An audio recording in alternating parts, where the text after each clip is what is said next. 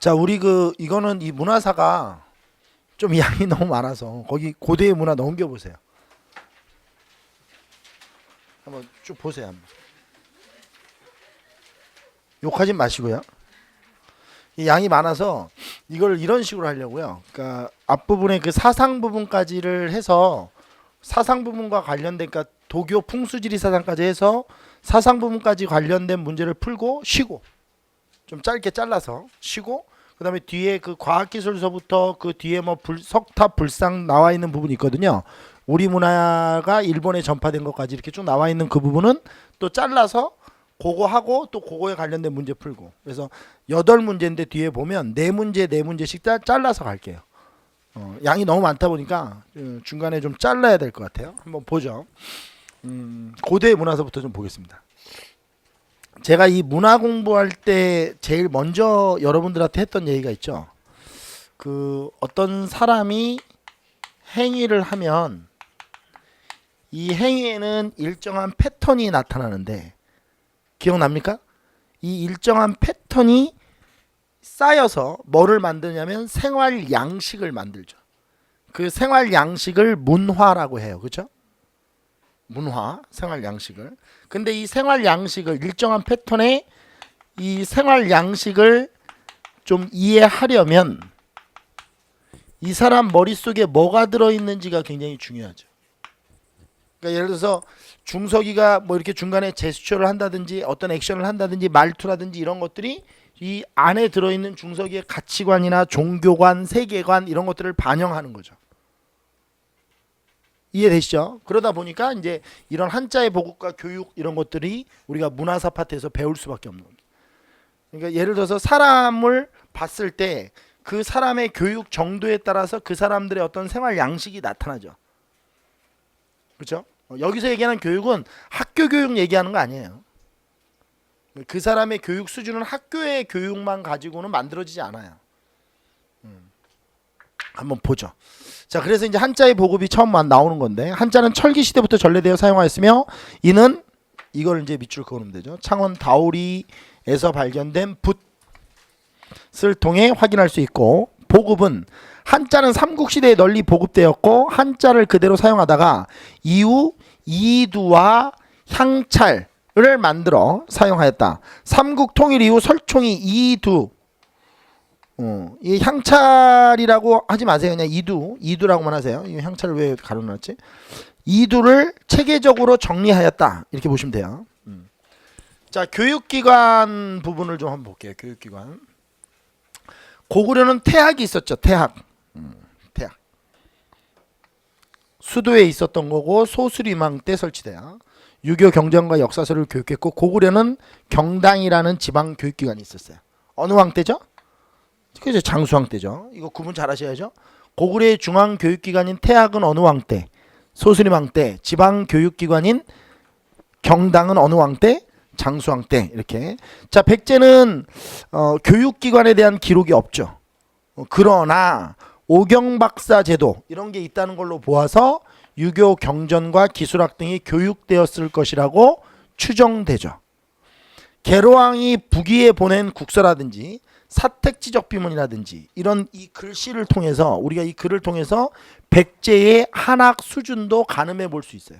이것도 고구려 같은 경우도 광개토대왕릉 비문이라든지 장수왕 비문이라든지 뭐 이런 것들을 통해서 우리 그 중원고구려비죠. 중원고구려비 문 이런 걸 통해서 우리가 알 수 있겠죠. 신라는 화랑도를 통해 경학과 무술 교육을 시켰고, 임신서기석이라는 거 중요하죠. 유교 경전 학습을 다짐하는 그런 모습을 갖고 있다. 자, 그 다음에 통일신라는 이제 국학이 만들어지는데, 이 국학은 신문왕 때 설립이 돼요. 태학감으로 이름이 바뀌죠. 태학으로 바뀌는 거예요. 그리고 이게 다시 해공왕 때 뭘로 바뀌죠? 국학으로 다시 변경되죠.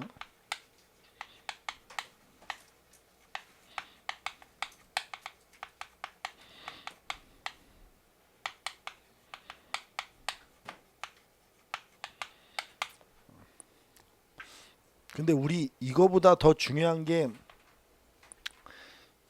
이 그 입학할 수 있는 사람들 12등급 대사 이하부터 12등급 뭐 이하부터 대사 이하부터 그리고 관직에 오르지 못한 자들까지 다 입학이 가능하죠. 12등급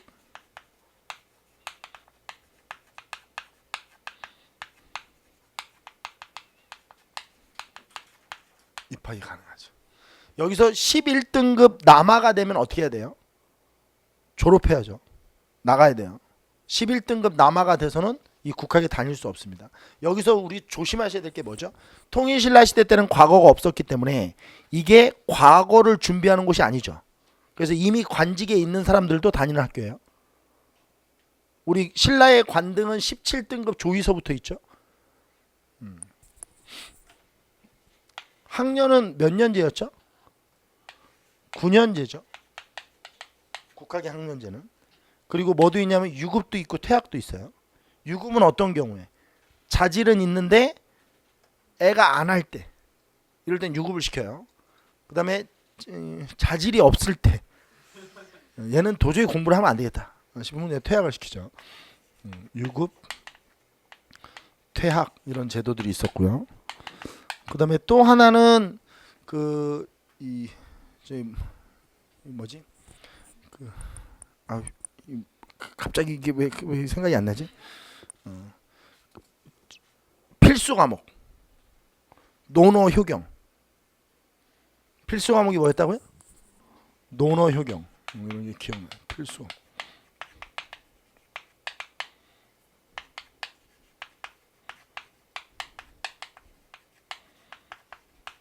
아니 우리 국사 공부를 배웠는데 이런 질문을 하면 대답을 못 하시는 분들이 있어. 제가 어저께 수업할 때 한번 했었죠. 여러분들 수업 때 하지 않았나? 유교의 바이블이 뭐죠? 아 여러분들 아닌가?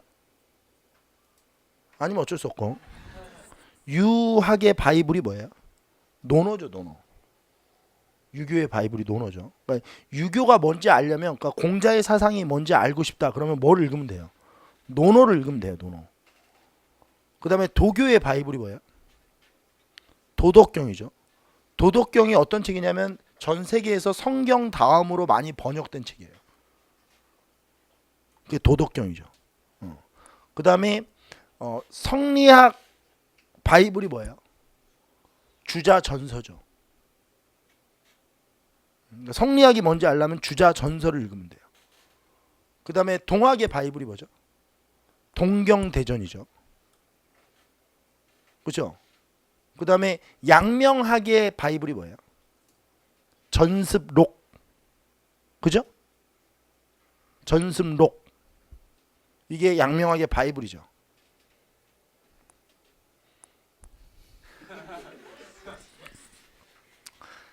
국사 수업 시간에 다 했던 거야, 안 했던 거야? 다 했던 거예요. 하나도 안 빼놓고 다 했대요. 유교의 바이블 논어, 도교의 바이블 도덕경, 동학의 바이블 동경대전, 주자의 성리학의 바이블 주자전서, 양명학의 바이블 전습록. 이 전습록에 대해서 비판한 글이 이황의 전습록 논변이죠.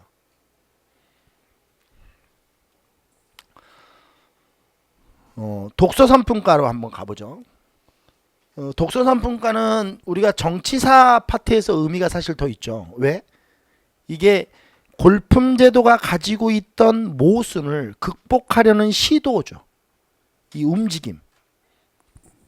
유교 경전의 이해 정도를 시험하여 학문, 유학보급에 기여했다. 진골 귀족들의 반대에 부딪혀서 효과가 미흡했다. 이렇게 보시면 되죠. 뭐 이 얘기예요. 신라의 관리 선발 제도로 국학의 학생들을 독서 능력에 따라 상중하로 구분하였으며 이를 관리 임용에 참고하였다. 이 국학의 학생들이 대상이에요. 발해는 주자감이 설립되죠. 귀족 자제에게 유학 경전과 학문학 교육을 이 문왕 때 설립돼요. 주자감은. 왜? 이게 당나라에 있던 거죠. 어디에 있던 거예요?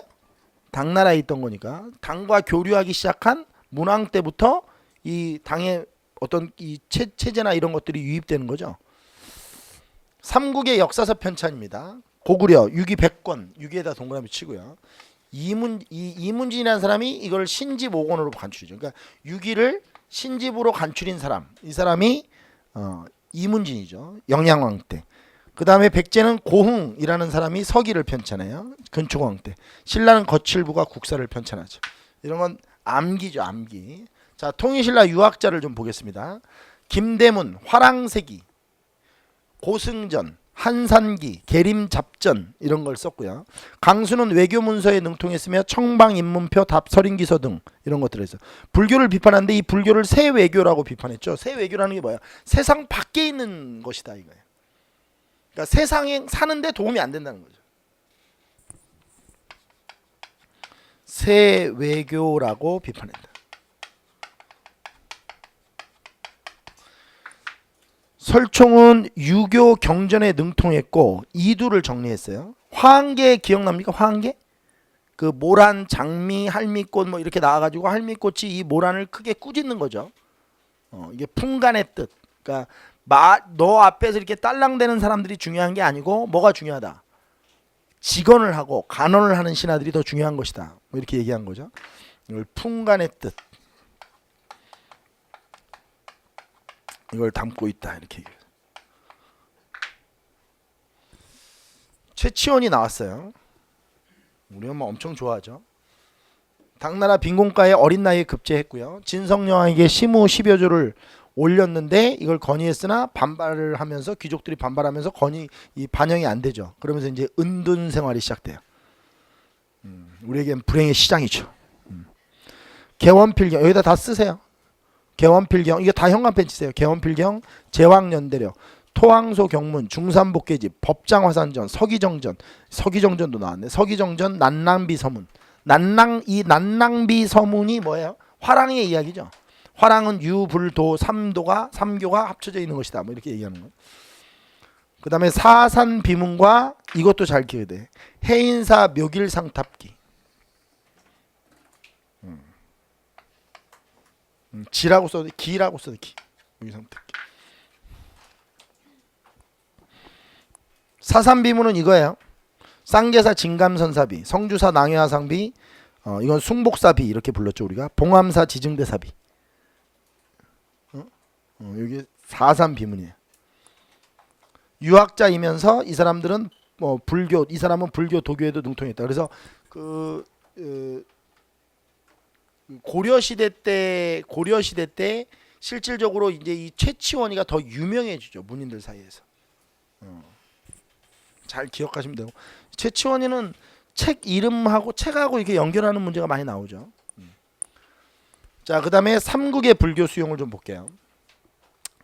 자, 이제 사상으로 넘어왔습니다. 자, 불교는 우리가 종교로 봐야 된다고 그랬어요? 정치 이데올로기로 봐야 된다고 그랬어요? 정치 이데올로기로 봐야죠.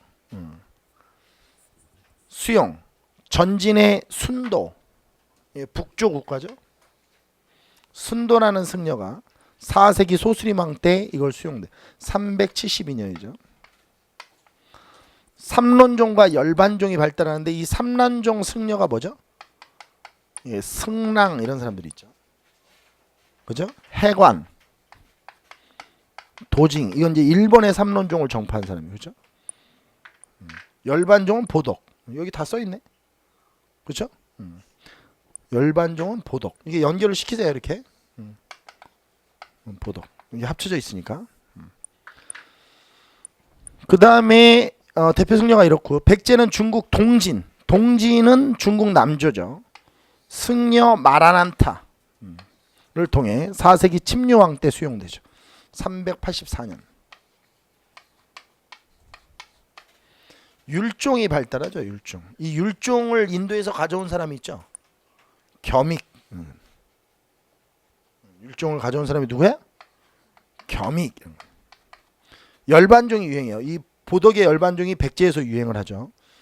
그 다음에 노리사치게 일본의 불교를 전파한 사람이고 해총 몰라도 돼요. 관륵 이 사람이 또 일본에다 천문, 지리, 역법 그 다음에 불교 이런 걸 전한 사람이죠. 뭐 둔갑술 뭐 이런 거 막 전한 사람이에요. 둔갑술 전해줬으면 다 전해준 거예요. 그 다음에 신라 5세기 눌지왕 때 고구려, 승려, 묵호자를 통해 불교자. 이 신라의 불교는 고구려를 통해서 전해진다는 게 아주 중요하죠. 눌지왕 때 고구려를 통해서 전해져. 이 묵호자. 이게 457년이죠. 버프왕 때 2차돈 순교를 계기로 국가적으로 공인돼요. 이건 527년이죠. 2차돈의 순교비가 있는데, 그쵸? 2차돈 순교비를 우리가 뭐라고 배웠죠? 백률사 석당 이렇게 배웠죠? 무슨 석당? 백률사 석당. 근데 백률사 석당이 언제 건립되냐? 이건 헌덕왕 때 건립돼요. 조심해야죠.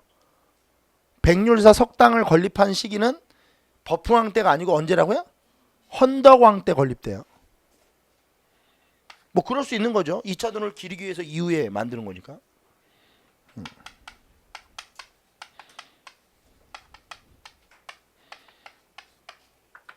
특징은 불교와 토착신앙 이런 것들과 잘 융합되었고 계율종이 주류를 차지하죠. 특히 이 계율종을 만든 사람이 누구예요? 누구예요? 짜장이죠. 그렇죠? 이 원강은 뭐와 관련돼 있죠? 진평왕 때 걸사표, 그 다음에 화랑도의 세속오개 이런 거와 관련돼 있는 사람이죠. 걸사표, 세속오개 이런 거 관련돼. 차장은 계율종 개창.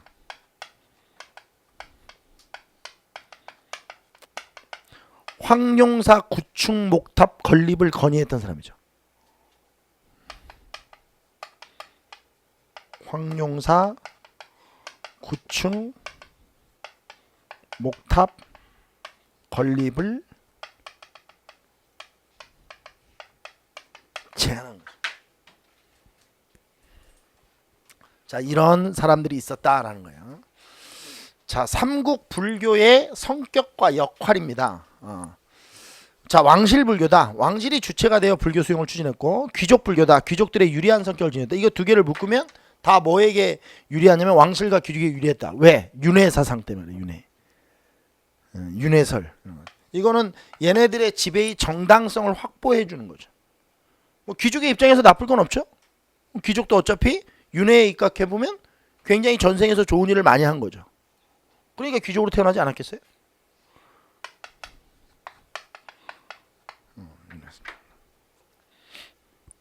호국불교의 성격이 있다.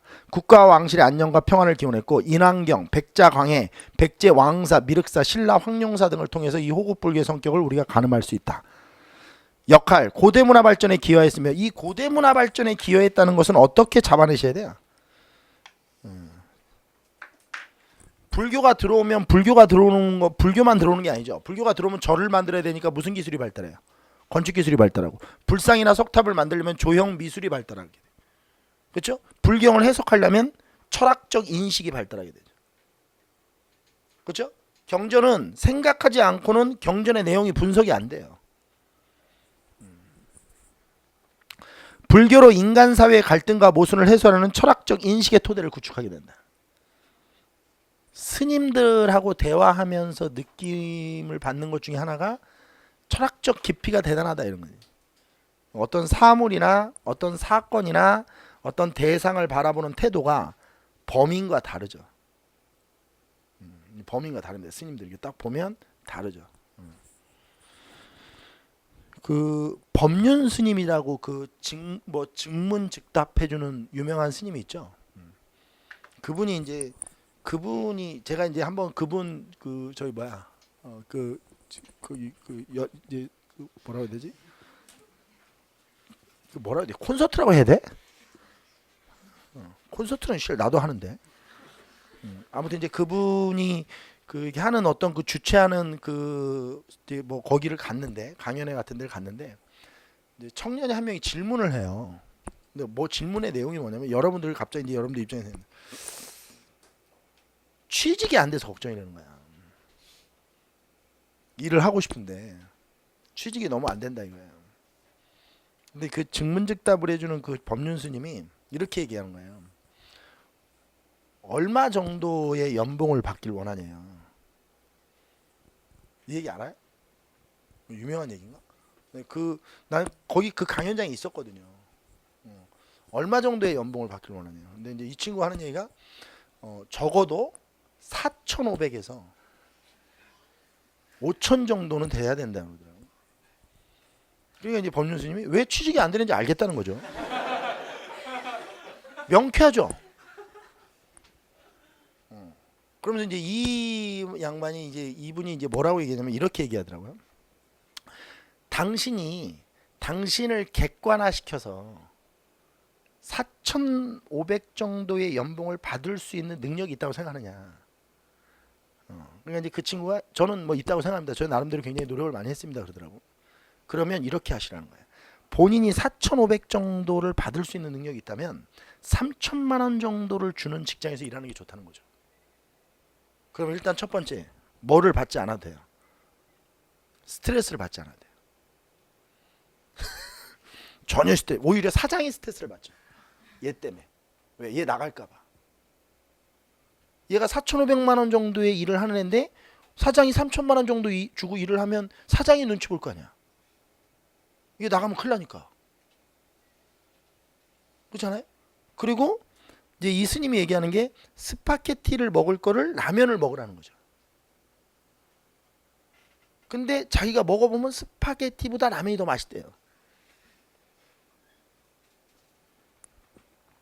내가 그분을 이렇게 보면서 이게 이제 철학으로 얘기하면 그 본인에 대한 어떤 존재적 가치론이거든요. 이게 내가 분명히 이분은 짜라투스트라는 이렇게 말했다 이런 책을 읽었을 것이라고 내가 확신을 했어요. 스님의 깊이가 느껴집니다. 그러니까 본인의 존재를 높이면서 살 거냐, 본인의 존재 가치를 낮추면서 살 것이냐, 이 문제거든요. 근데 본인의 존재 가치는 월급으로 나오는 게 아니에요. 본인의 자존감으로 만들어지는 건데, 자존감을 계속 말살시키는 방법이 뭐냐면 본인이 객관화시켰을 때 4,500의 연봉을 받는데 자기가 5천만 원 정도, 6천만 원 정도를 받는 그 직장에서 일을 하기 때문에 문제가 다 생기는 거예요. 자존감이 다 무너지고. 그렇게 되면 생각해보세요. 4,500만 원 정도를 벌 수 있는 애들한테 4,500만 원을 주는 그 회사는 얘한테 일을 많이 시키겠죠. 그렇죠? 적당한 가격을 지불하고 일을 시키는 거니까 많이 시킬 거 아니에요, 일을. 그럼 일을 또 못하면 어떻게 하겠어요? 뭐라고 하겠죠, 병신 새끼라고. 너는 왜 그따위로밖에 일을 못하냐고. 그러니까 얼마나 스트레스를 받겠냔 말이야. 응? 6시에 왜 니까진 게 퇴근하냐면서.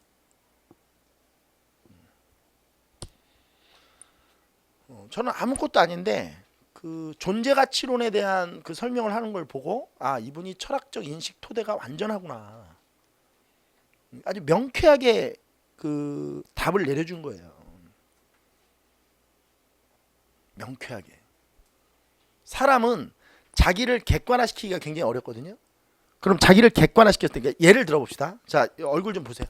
좀 고개 좀 어떻게 좀 잘 좀 해봐. 앞에서 힘들어. 그렇게 있으면. 같이.